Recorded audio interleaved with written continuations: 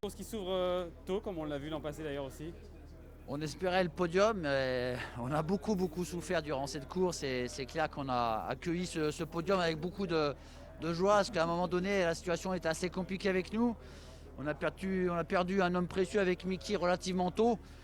Voilà, et la course, on l'a un peu pris à l'envers par moment, donc c'est clair que la situation, on la voyait pas très favorable.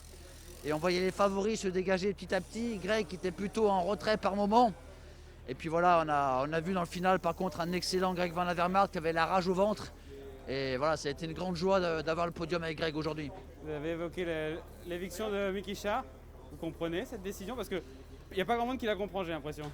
Ouais, c'est vrai que la sanction est très difficile à accepter. Effectivement, il y a un règlement, il a jeté son bidon.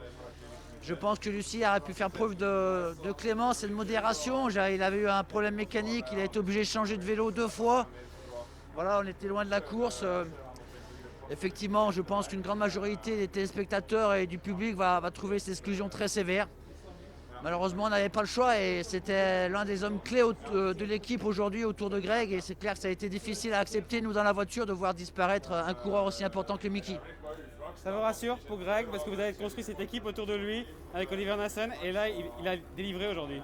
Ouais, effectivement, on a misé beaucoup sur ces classiques et c'est vrai que depuis Home Loop, on a été présents, mais en termes de résultats, c'était pas ça. Et ce matin, je leur ai bien dit au briefing, c'est la dernière. Il n'y aura pas de deuxième manche la semaine prochaine à Paris-Roubaix.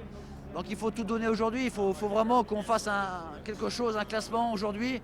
Et c'est vrai que ce podium avec Greg va mettre beaucoup de baume au cœur parce qu'on a construit un groupe qui est fort, compétitif. C'était la première année, on a vu un duo Greg et Oli, notamment E3, très bien fonctionner.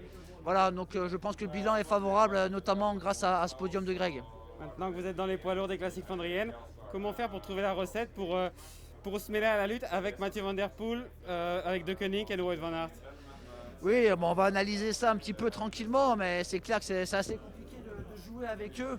On le voit encore, hein, ils sont un peu au-dessus du lot. Il faut avoir des concours de circonstances, mais c'est tout à fait vrai qu'on doit apprendre de cette première campagne où on avait un bon groupe.